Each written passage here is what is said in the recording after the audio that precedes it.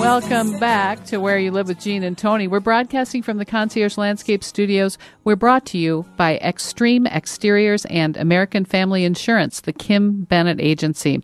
Let's hear from the Community Associations Institute. The CAI Minute is brought to you by Start to Finish Maintenance Contractors. Start to Finish provides 24-hour service for all of your home and business maintenance needs. Call Start to Finish at 952-259-1219 for your home, for your business, and for your peace of mind. Are you a volunteer in your homeowner association? Maybe a residential property manager wanting to increase your industry knowledge and obtain professional credentials in property management. Are you a vendor or professional offering services to homeowners and associations or property managers? If you said yes to any one of those questions, then join the Community Association Institute. The CAI is a great organization, helping you be informed and more proficient in your homeowner association board member or property manager role. It's also a great way to network with potential clients. For nearly 40 years, CAI has provided education and resources to volunteer homeowners who govern community associations and the professionals who support them. Visit CAI-MN.com to learn more. That's CAI-MN.com. The Minnesota chapter of CAI holds monthly managers' luncheons, board member education training, property manager certification training, and much more. It also produces a bi-monthly informative magazine called Minnesota Community Living. Why not join the Community Association Institute today? You can do so online at CAI-MN.com and select membership. Well, we've been talking, Gene, about this ordinance that was challenged in That's Red right. Wing.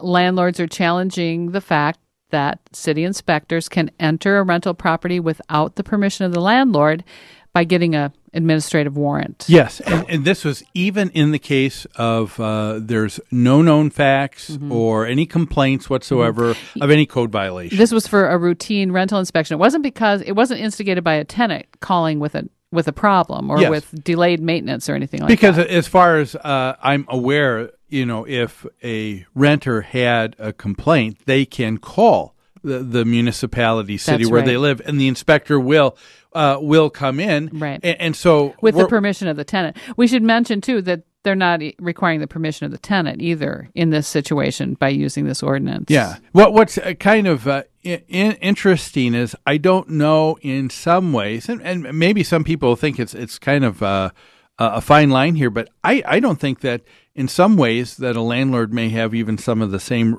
rights as a renter in here. Weren't you sharing it was about a landlord who is bringing in a city inspector. And there was a story where the inspector said, well, we need you to have the renter sign off. In the city of Minneapolis,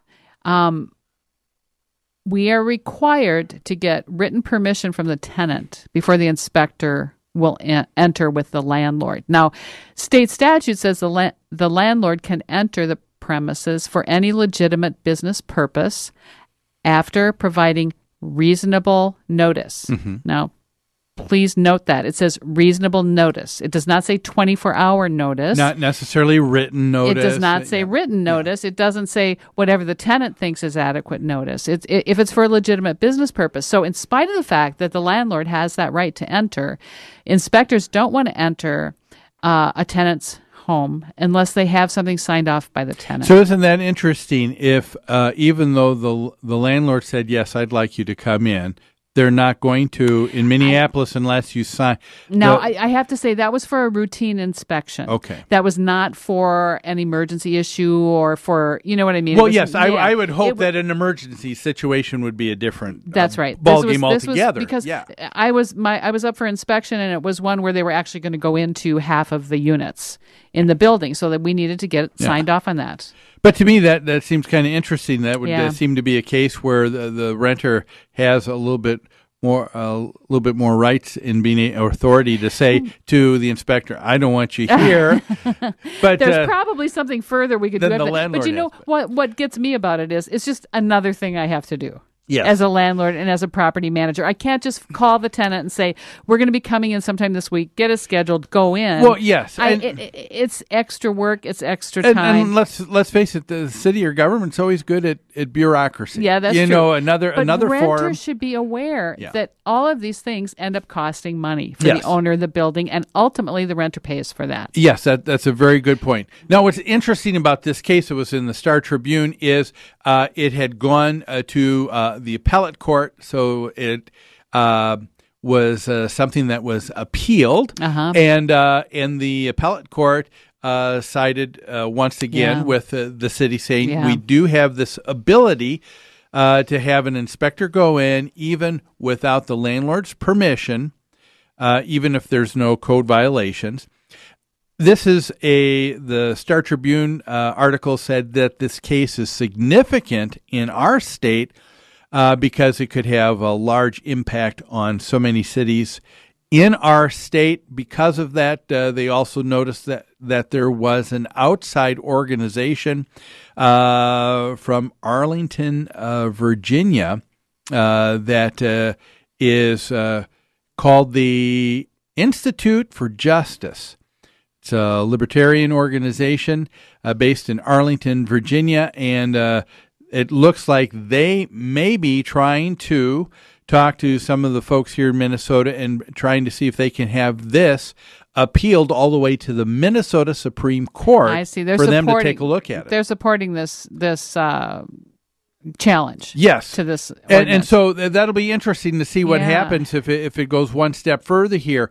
What I thought was very interesting was a quote by the city attorney of Red Wing. So we're talking about another government person here. He said, his name was John Baker, an attorney for Red Wing, said that because this Institute for Justice is wanting to appeal it, he says that the Institute wants to make Minnesota the hardest place in the country to run a rental inspection program. I just thought this was a very interesting quote. That's a very emotional quote, isn't it? That's a very charged quote. It sure is. To say that just because you need to have maybe some cause before going in is causing inspections to be the hardest run job in Minnesota. It's a little hyperbole. I think so too. I don't know what the percentage is, but I gotta guess at least 90% of landlords are fully cooperative and fully compliant with city inspections. Yes. All right? I would agree. That's right. So we're talking about the very small minority that are just either ignorant, lazy, or downright criminal in their non-cooperation. And there's other resources. There's other recourse for the city besides getting a warrant and entering without permission. Oh, and that's my point exactly. If all of this is done for the purpose of renewing a rental license, the thought that occurred to me is, why not say to the owner, the landlord, the investor of this property, look, if you don't cooperate with us, we're not going to cooperate with you. Ergo, the rental license is being revoked. That's right. It's being taken away, and now you can't. And now you can't do you can't rental. Operate. That's right. As That's a right. rental That's property in our municipality or town. Why not just go to that to that extent? I don't. Why not ticketing? Why not? You know what I mean? Why not?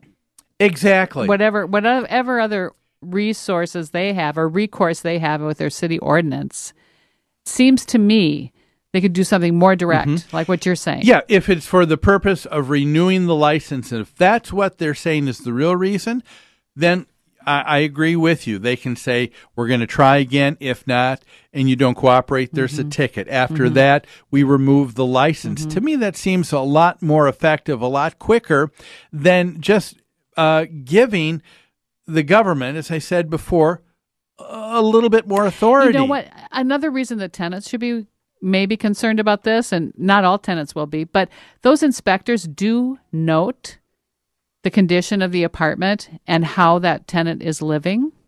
I've had inspectors come back and say, we need to reinspect this unit because we think this person's a hoarder, for example, or because we saw evidence of drug use, or you know what I mean? So they're not benignly going in pretending like they don't see anything else. Now, I don't want to protect drug users necessarily, or and people with hoarding issues are going to be a problem for everyone. But still, it's not just about the landlords. The tenants' privacy is also being invaded, and these things are noted. How you live your life is noted. You're right, and I agree with you. The bottom line is, I think we both agree there are other things that avenues that they have at their fingertips that they could use to be equally, if not more, even more efficient in getting compliance.